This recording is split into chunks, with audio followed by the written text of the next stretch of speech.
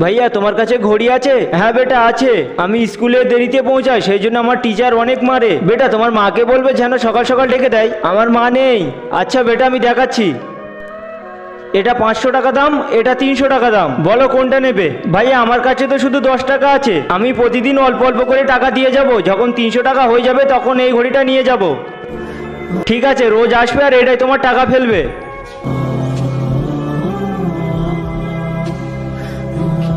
ভাইয়া আমার টাকা ফেরত দাও। কেন, কি হয়েছে? আমার ভাইয়ের পায়ে জুতো নেই, ওর জুতো কিনে দেবো। টিচারের মার সহ্য করে নিব, কিন্তু আমার ভাইয়ের পায়ে কিছু ফুটে গেলে সেটা সহ্য করতে পারবো না।